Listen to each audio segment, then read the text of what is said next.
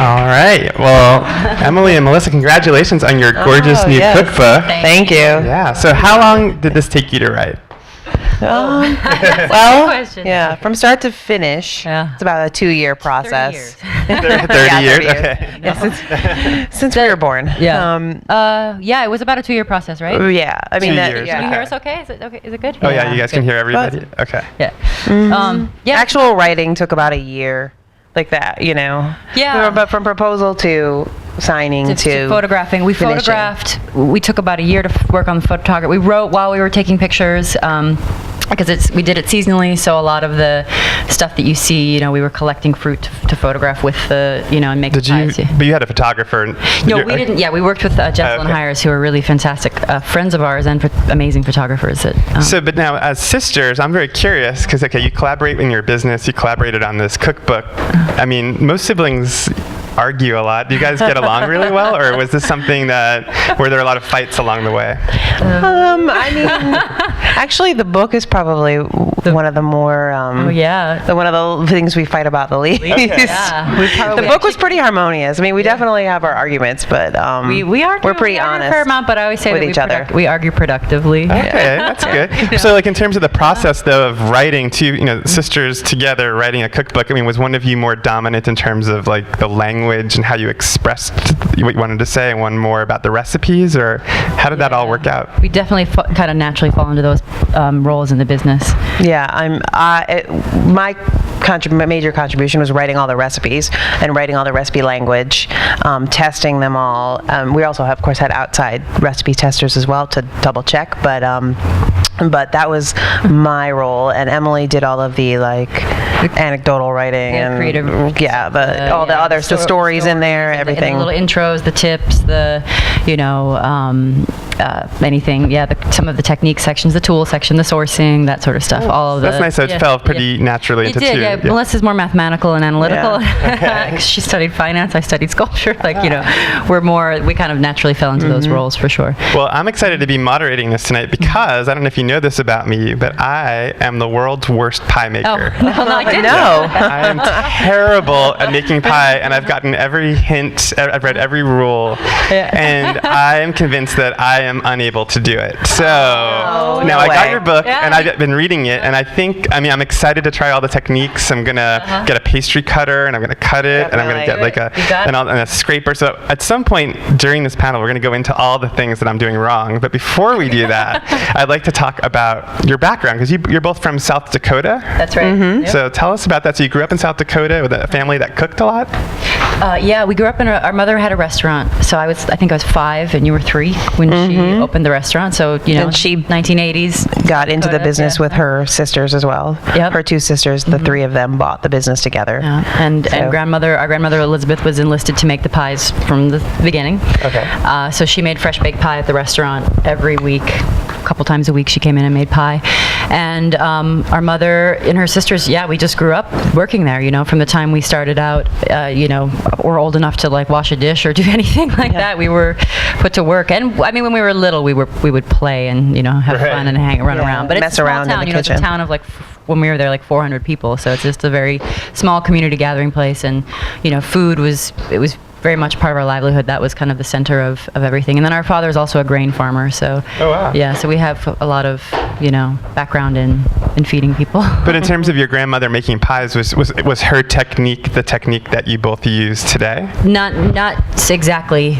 She had a very seasonal approach, so we followed that. And but I'd say that we've definitely updated and kind of found our own she her recipes were very traditional Midwestern recipes. She couldn't access a lot of exotic stuff. Not that we do. We keep it local too, in the same way that she did, and keep it seasonal. But she did a lot of cream pies. In the summer, it was apple and rhubarb. But there's a couple recipes in the book that are some classics that she did. One was a sour cream raisin. That's a very Midwestern, very South Dakota anyway. I guess I don't know if anybody knows it, but or sour cream lemon. She liked to work with sour cream. Sour cream. That's a big Midwest thing. I think I think chicken with sour cream. Eastern European kind of the German, Czech kind kind of thing.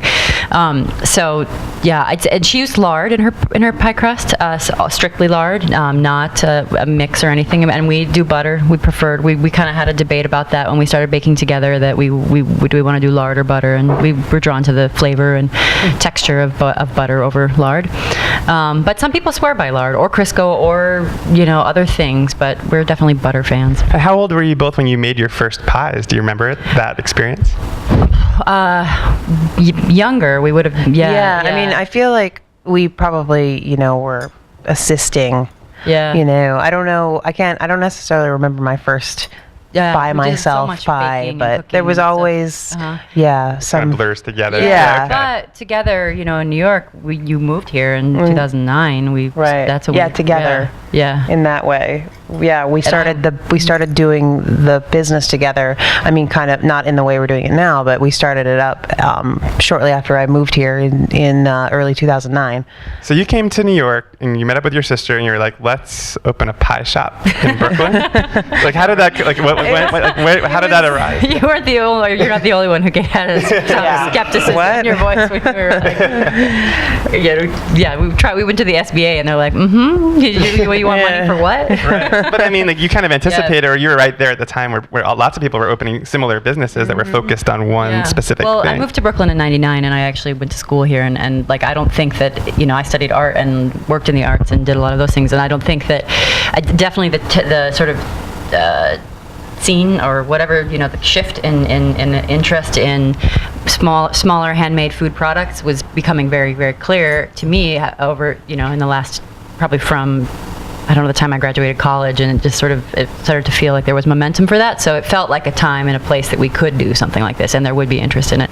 In particular, where we opened was near an artist studio space that I had helped start, and that area needed a coffee shop there. It was this area of Gowanus, South Brooklyn, that was like kind of changing, the zoning's changing and stuff like that. So we sort of were like, well, if the pie doesn't work out, we know we have a coffee shop. Right. But we'll try something different. But so, like, right at the beginning, were there moments as you were setting it up and planning to open the doors where you were nervous and thought this is not going to work, or was it clear to you that this was going to be successful right out of the gate? I mean, like Emily said, we kind of structured the business in the beginning to make a small number of pies, and then also have other products, so to make sure it balanced out and everything. But then from the very beginning, the pie, we started it as a pie shop, but we just didn't know. Neither of us has New York City food experience. So, but then from the very beginning, it was just very, we were selling out every day.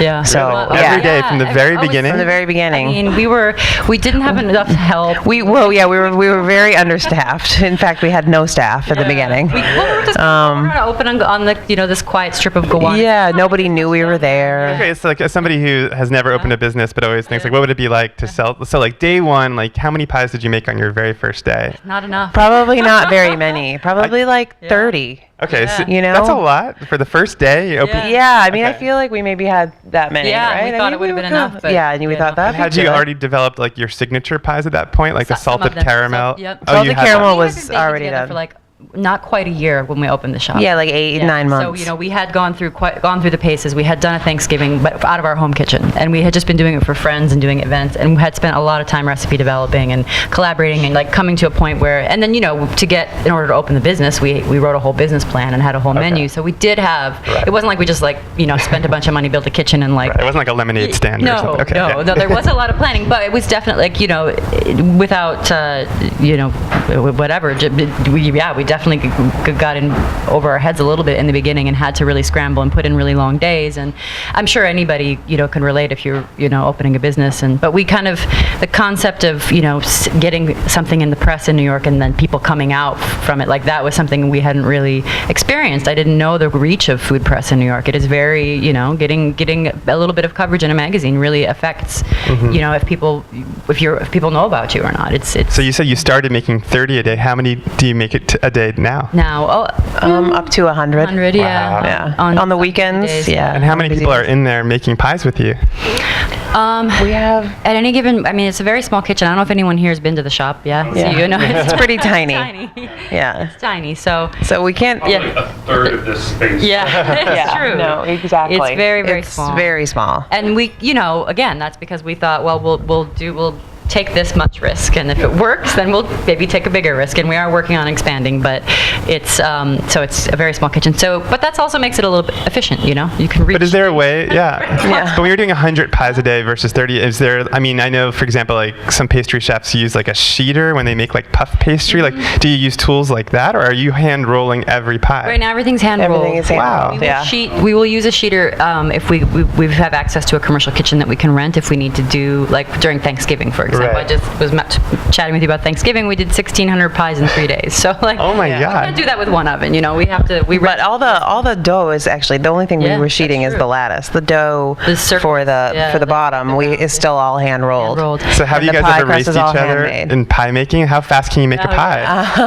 Well, I mean, there's so many steps that. Yeah, yeah, it could. Well, yeah, everything's But we broken would down into steps. Be like, how but- many rollouts can you get done in an hour? Right, How exactly. much Like, fast can you can get roll to out in an 30 hour? and 30 Yeah. and 45 minutes or whatever? And Yeah. everybody in the shop, is kind of does that at some point. You know, how fast you can crank. So out. some of them It's are gotta be faster good, than me too. now, You can't though. just fast. Speed isn't everything. Right. Yeah, it's not right. Yeah, there's you a know? balance between Yeah. speed and The precision. right thickness, and there's a lot of I like what you say in the book about you being able to tell who made what pie just by looking at it. Oh, yeah, That's pretty amazing. Yeah, you know, people. That's the great thing about pie is you really put your mark on it. You know, it's from the style of your crust to the way that you crimp, the way that you do your lattice. That How would you describe each other, the differences between your two pie making? It's sort of like Yeah. handwriting, you know. What Yeah. we just you Okay. can just.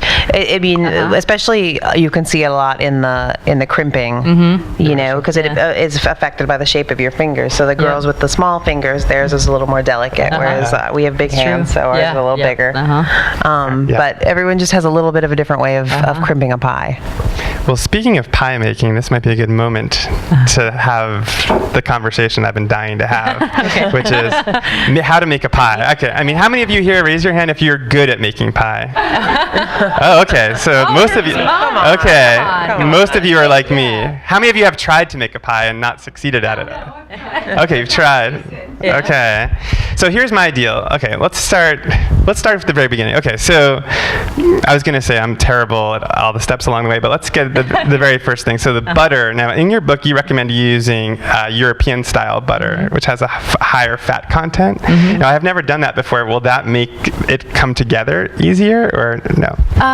Yeah, I mean, if you have a lower fat content, the rest of that is made up with water. Right. So, if I definitely can tell the difference. It's like more supple and it's a little easier when it has the more fat, the better. You know, that's why people like lard or Crisco. Yeah. Exactly. So, you know, just that it's just an extra step to make the butter. You know, you don't have to work with butter, but we just like it. We like butter for what it Yeah, it is, makes and a we lot like of the sense. 'Cause, flavor. yeah, so. you're getting the benefits of butter, but also like the easiness or ease Exactly. of That's Crisco. the best way to, come meet in the middle on those two All right, things. so that's a good tip for you So- guys. European style butter. Yeah, like step one. 83%, 82, Bluegrass. 83% butter fat, if you can look for the butter fat content. Okay, and then comes the moment where you work it into the flour, which I've done. Although you have a very specific kind of flour you recommend too, right?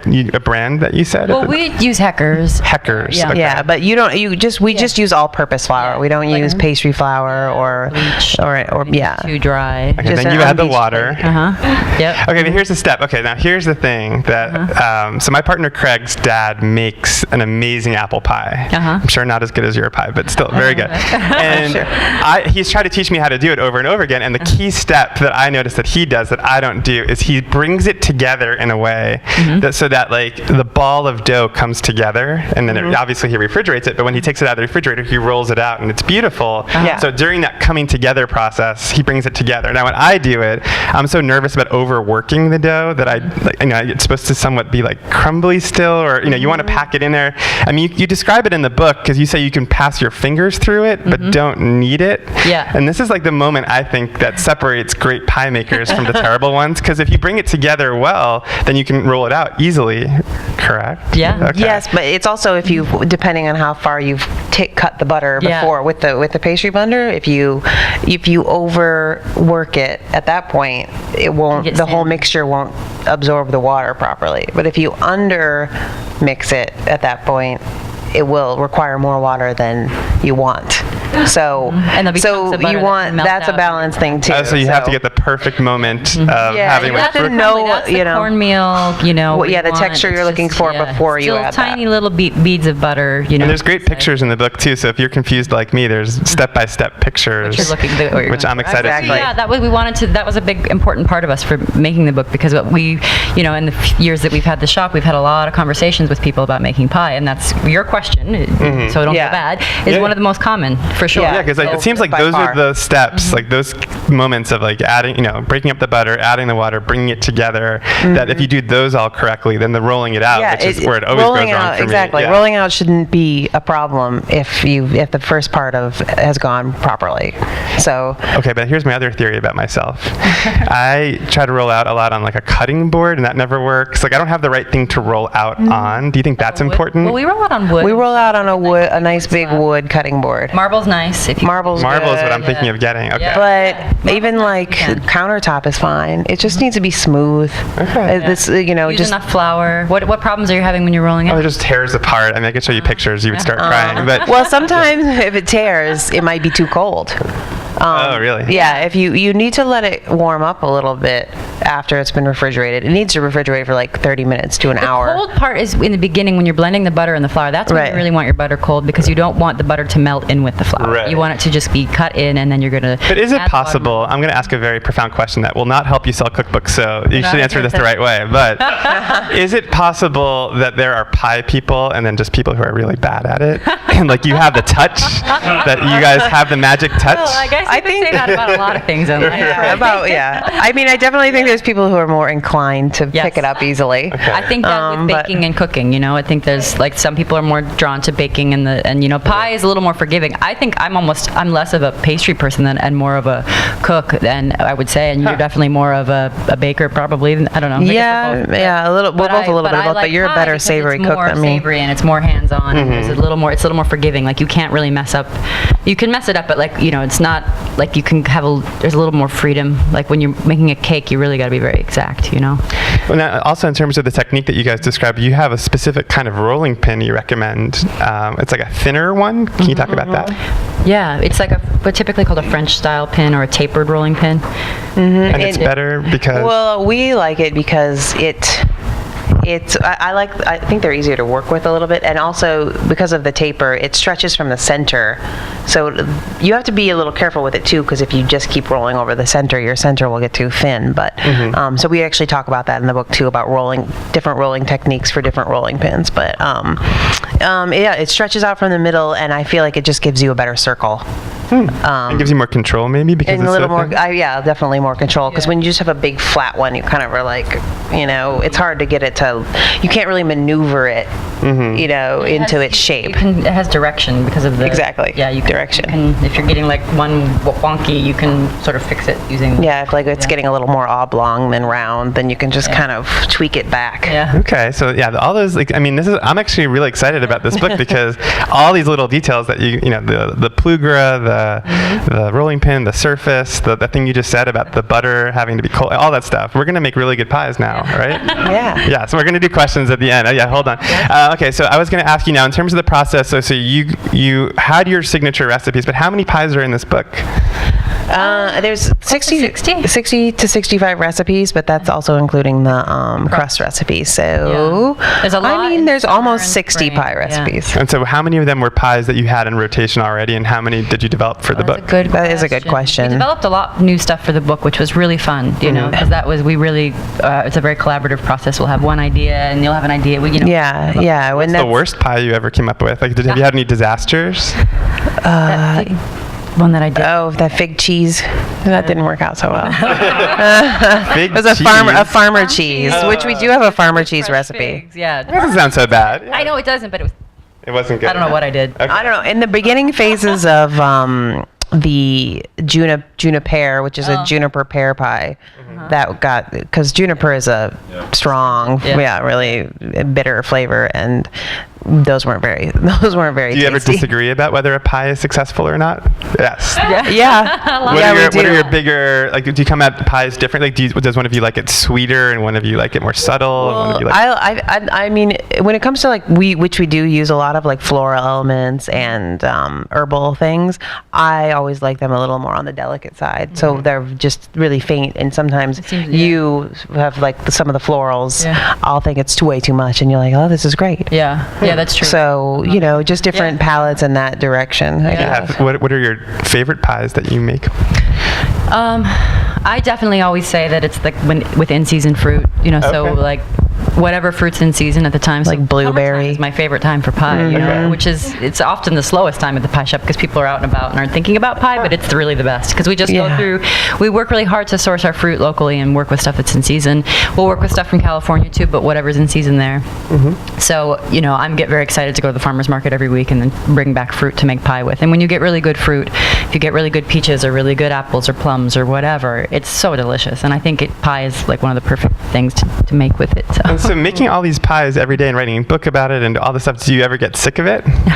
Of eating or Just being around pie, are you ever like, here we go again, another really. day, another I pie? ask myself that, but I haven't yet. Okay. And I don't feel- I And thought about it, I'm like, I wonder if even when I'm rolling out pie dough, I'm always just like, I really love doing this. Yeah. Like that's sometimes when I'm there, I'm like, do you guys want me to roll out pie dough to the rest of the staff, because they're like, when we're always like, just give us a prep. yeah, like, just put something put us on prep. something Like, simple that doesn't require thinking. You just do it. It's really like meditative. Yeah. And have you only always sold pie? I mean, are there other things at your shop that you sell? There are other things. Like what? Well, in the beginning, we were doing everything, and we would do. We have like a bread, a batter bread that we call Blackbird's bread, and we have this egg in a nest, which is a biscuit baked with egg and cheese. And then since then, we've brought in a lot of pastry chefs that have developed other things for us. We have a very nice brioche. We have some savory brioche. We have savory pies. We have Scones and daily muffins. Yeah, all freshly baked in house every morning. And So savory pies, savory hand pies. Yeah. Those things we've sort of handed really off. nice. Lots of cookies. We kind of do a rotation of very traditional American stuff. A little bit of kind of classics. We just like to keep it like kind of fresh and seasonal. So we try to use the fruits that we're working with in the pies also in our baked goods and that sort of thing. So do you go to the farmer's market and like lug back like bags and bags and bags of apples, or do you have a truck? Drive there. Oh, you drive there? We drive. Yeah. I mean, I'm just And thinking about that image. So you go early in the morning and load up your car. We place an order with an orchard. We work almost exclusively with Wilco Orchards. Okay. It's been a wonderful relationship. We just happened to meet them. They're featured in the book actually because they're so important to us. We met them through the farmers market through looking for rhubarb, and then it turns out that Albert, one of the main farmers, is a young guy our age and is really passionate about producing good fruit. And we've developed a friendship with the whole family, and so we go once or in the season. We go more often, but like I was there today and I picked up 12 boxes of apples, and we just go as often as we need to get as much fruit as possible from them.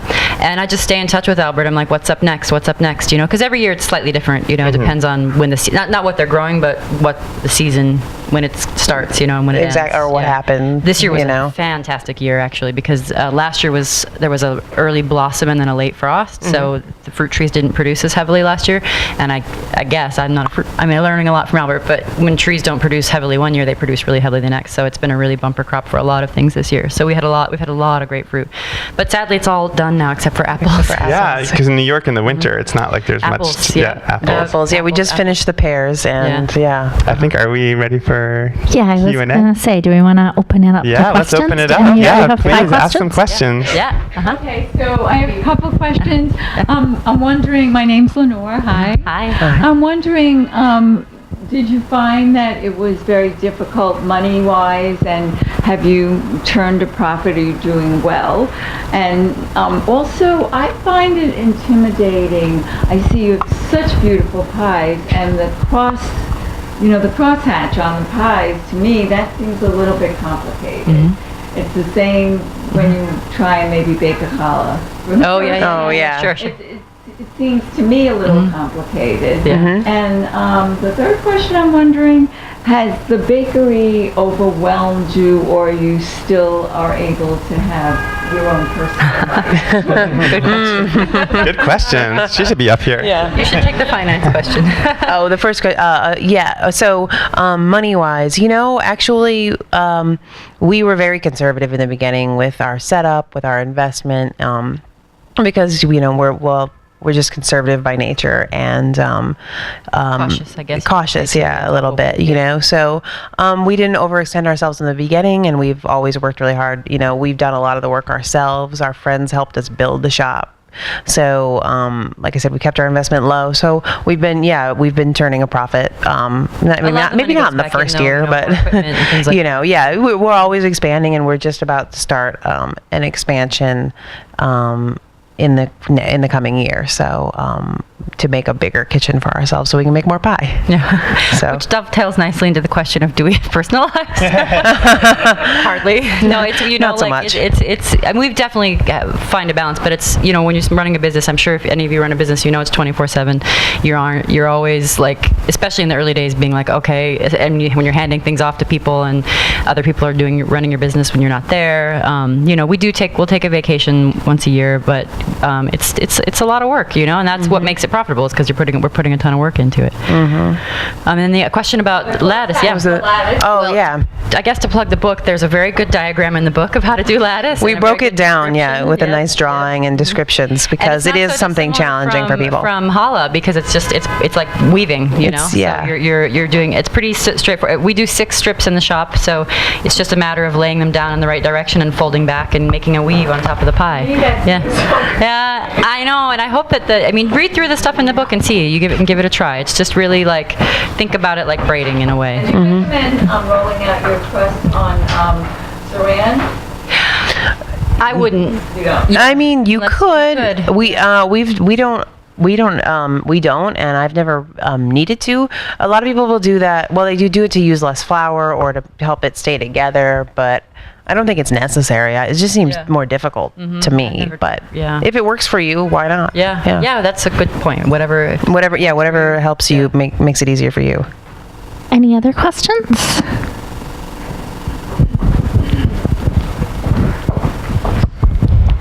So you guys have lived in New York for about, you've lived there since 99. You've been here for like 3 or 4 years, right? 5 years, okay. So do you guys have favorite pies around the city? That's a good question. Yeah. Well, I guess when we started, we were having a hard time finding pie that we really liked. Not to be dismissive, but trying to think now.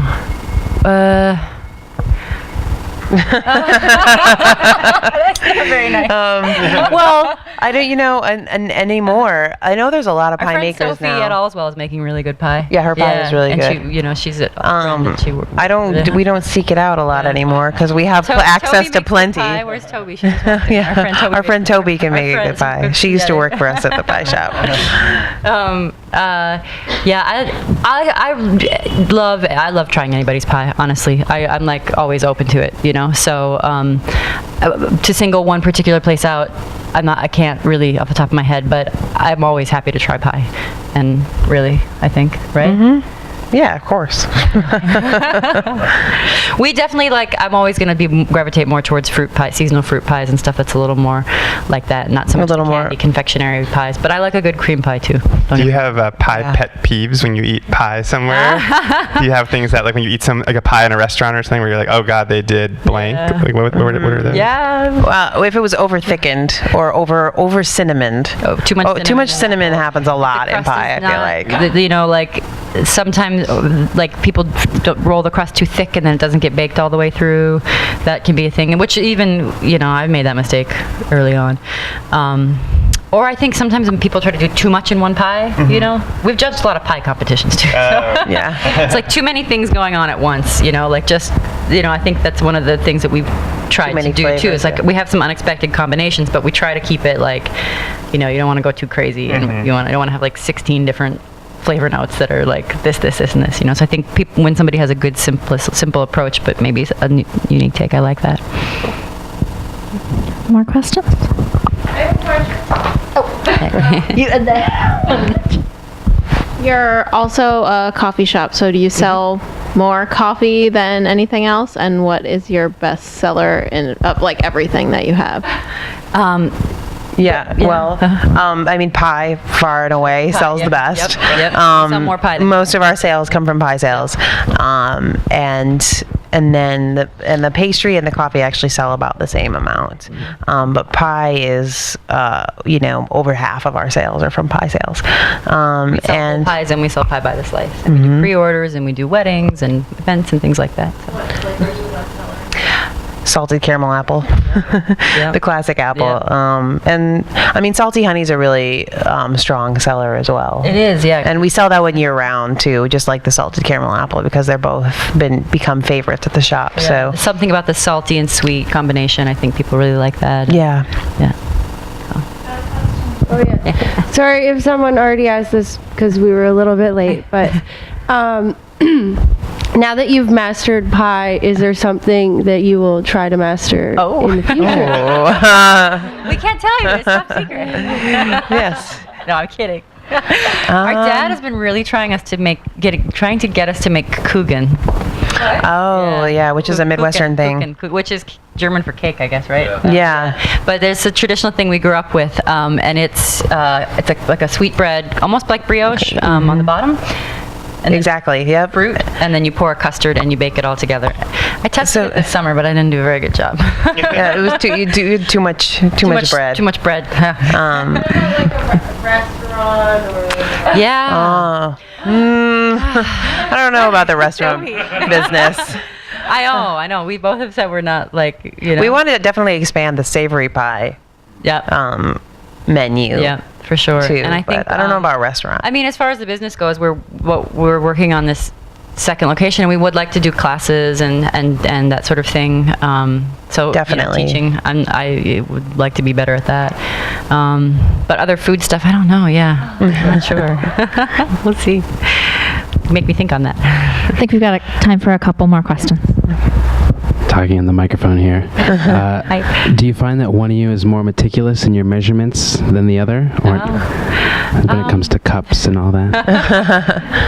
I would say that. Yeah. I'm probably a little made me be more particular. Than you. Like when we. Emily's a little more free. Yeah. The artist. But I don't want to offend you or anything. Could you make a pie though if you walked into a kitchen and there was just a big pile of flour and just some butter and some water and you didn't have the measuring cups and stuff? Could you? Yeah, you don't even really need measuring cups to make pie crust.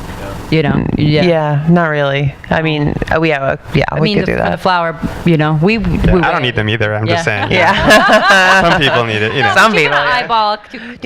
Well, if you've made it as many times as we have, that's what I'm saying. It's like I like pie crust. It's a little more forgiving. It's really about feel. If it's humid. Well, and the thing about pie crust recipes is there's a whole gamut of fat contents to flour content. So ours is a pretty butter heavy crust. Some different crust recipes in there, but there's so many ways you can go. People put sour cream or yogurt or milk or this much of this, and You've done it so many times. It must be second nature to you just to make a pie, right? A little. I guess so. Yeah, feels like it. Well, I think so. I've definitely have been other places and taught people how to make pie randomly or wherever, and just had to make it with what's around and substitute. So I wouldn't say that about like cakes or.